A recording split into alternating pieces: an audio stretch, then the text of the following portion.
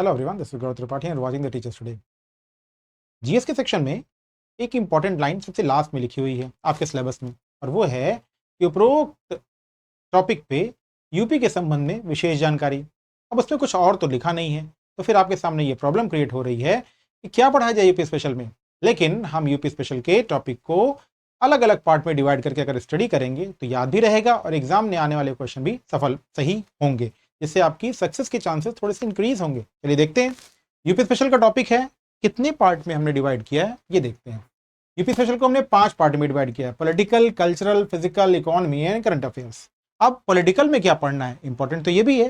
तो पॉलिटिकल में देखते हैं क्या पढ़ते हैं। पॉलिटिकल का सेक्शन जो है उसमें 2 है। पॉलिटिकल में एक राजनीतिक है, एक प्रशासनिक। राजनीतिक और प्रशासनिक में यूपी की टेरिटरी कैसे बनी, क्या उसके नाम थे, वर्तमान में यूपी की स्थिति क्या है पॉलिटिकली, और फिर राज्य की जो विधानसभा है उसमें सीटों की संख्या, विधान परिषद जो वर्तमान की 18वीं विधानसभा है उसका स्टेटस, इसके अलावा कितने जिले हैं, कितने यूपी में संभाग हैं, और मंडल, नगर पालिकाएं, नगर निगम, ठीक, ब्लॉक्स कितने हैं, पंचायत कितनी है, इन सब का जो डेटा है वो यूपी के राजनीतिक और प्रशासनिक वाले पार्ट में आता है। दूसरा, यूपी का कल्चरल, भाषा, बोली, कला, संस्कृति। कल्चर में क्या आता है, भाषा, बोली, कला, संस्कृति। इसमें मेला और महोत्सव बहुत पूछता है। उसके बाद फ्रीडम फाइटर्स और फिर यूपी की जनगणना का सेक्शन। अब एक प्रॉब्लम आपके सामने ये भी आएगी कि ये सब सेक्शन पढ़े कहां से। तो एक बुक है, वो मेरी ही बुक है, आप में से बहुत सारे लोगों ने इसे देखा भी होगा, यूपी को जाने, ये बुक है यूपी को जाने, और ये हैंड रिटन नोट्स है, हैंड रिटन नोट्स है। और इस नोट्स की खास बात है कि सब कुछ आपको मैप पे दिखाया गया है, एक बार देखेंगे याद आ जाएगा। बहुत लगभग 5000 से ज्यादा कॉपीज इसकी एस्पिरेंट ले चुके हैं। और अब ये अमेजॉन पे भी है, मीशो पे भी है। जब आप यूपी को जाने हैंड रिटन नोट्स, इसी नाम से है, यूपी को जाने हैंड रिटन नोट्स, आप सर्च करेंगे तो आपको अमेजॉन पे भी मिलेगा, मीशो पे मिलेगा। आप ऑनलाइन ऑर्डर करके ले सकते हैं। अगर आप लखनऊ से हैं तो लखनऊ के अलग अलग स्टोर्स पे ये अवेलेबल है। किसी भी सेक्शन में, किसी भी तरफ जाएंगे लखनऊ में तो ये अवेलेबल है। वैसे कपूरथला में मॉडर्न बुक डिपो पे अवेलेबल है, बालागंज के पास भी अवेलेबल है, ये गोमती नगर में भी अवेलेबल है, तो बड़े बड़े स्टोर्स पे अवेलेबल है, विकास नगर में अवेलेबल है। लेकिन लखनऊ से बाहर हैं आप तो आप इसे यूपी को जाने अमेजॉन से या मीशो से ऑर्डर कर सकते हैं। सारे टॉपिक उसमें दिए हुए हैं मैप के साथ, आपको केवल खोल के पढ़ना है, कोई पैराग्राफ, कोई लाइन नहीं।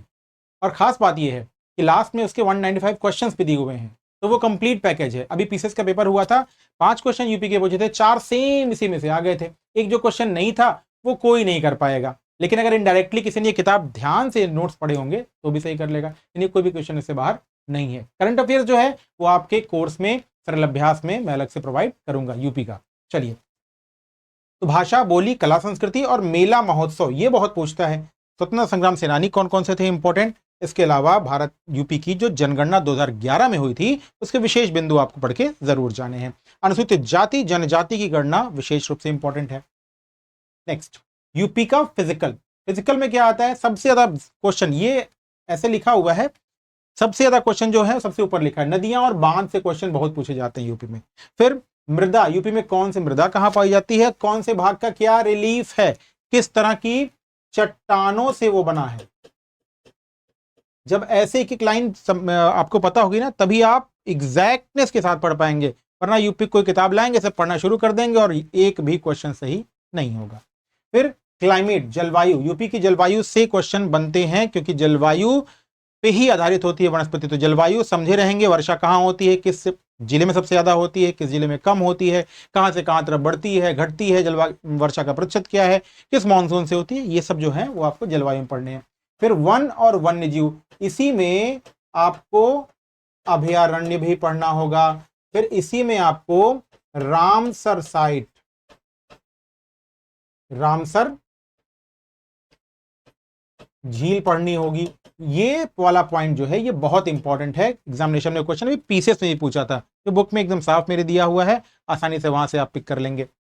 मैप के साथ दिया हुआ एडवांटेज ये है। फिर इसी में नेशनल पार्क, इसी में bird sanctuary, national park, tiger reserve, ये सब। फिर आता है यूपी का इकोनॉमी का सेक्शन। इस समय इस सेक्शन से क्वेश्चन थोड़े से बढ़ रहे हैं। यूपी में बजट, फिर खनिज कौन सा कहां पाया जाता है, यूपी का इंपॉर्टेंट खनिज क्या है, उद्योग यूपी में कौन से कहां लगे हैं ये पूछा जाता है।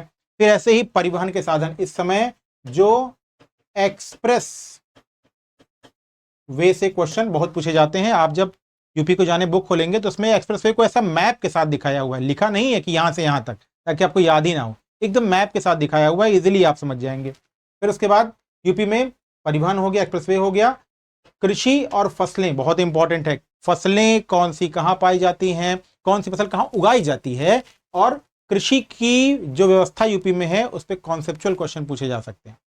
ठीक है। फिर ODOP, one district one product, एक क्वेश्चन पूछा था पीसीएस की परीक्षा में, यहां भी पूछे जाने की संभावना बहुत ज्यादा, बहुत इंपॉर्टेंट है। तो ओडीओपी याद होना चाहिए। आप जब बुक मेरे देखेंगे तो उसमें ओडीओपी एकदम लाइन से लिखा हुआ है, गलत ही नहीं होगा आपका, मैप के साथ। फिर संस्था और पार्क, ये भी पढ़ना होता है आपको। और फिर यूपी में ऊर्जा के उत्पादन की स्थितियां क्या है, कौन सा नाभिकीय संयंत्र कहां पे लगा हुआ है, कौन सा हाइड्रो पावर प्रोजेक्ट कहां लगा हुआ है। अगर बांध आप पढ़े होंगे तो वहां जान जाएंगे, लेकिन यहाँ पे कुछ और ऊर्जा के साधन आपको पढ़ने होते हैं। फिर यूपी का करंट अफेयर, सबसे ज्यादा अबूझ पहेली, भैया करंट अफेयर्स में क्या पढ़ें, तो प्रॉब्लम नहीं है, मैंने टिक कर दिया है।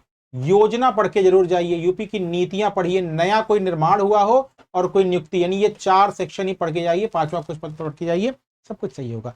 कुछ नया निर्माण हुआ हो, कुछ नई स्थापना हुई हो तो जरूर पढ़ के जाइएगा, ये बहुत इंपॉर्टेंट होता है। कोई नई स्कीम, पॉलिसी, और फिर कोई नई नियुक्ति, नियुक्ति वो भी स्टेट लेवल की होनी चाहिए, छोटी नियुक्तियां नहीं पूछी जाती है। कभी कभी एक चीज और पूछा जाता है, वो मैं लिख दे रहा हूं, वो है पुरस्कार। यूपी के सेक्शन में ऐसे ही पॉइंट वाइज चीजें पढ़ेंगे। कंटेम्प्रेरी सेक्शन आप बुक से पढ़ सकते हैं, और करंट अफेयर्स आपको सरल अभ्यास के स्टेज 2 और 3 में पूरा कराया जाएगा। आज के इस वीडियो में इतना ही, नेक्स्ट वीडियो में हम फिर मिलेंगे। पॉइंट वाइज इनको नोट करेंगे अलग अलग कॉपीज पे, तभी इसका एडवांटेज ज्यादा। Good bye.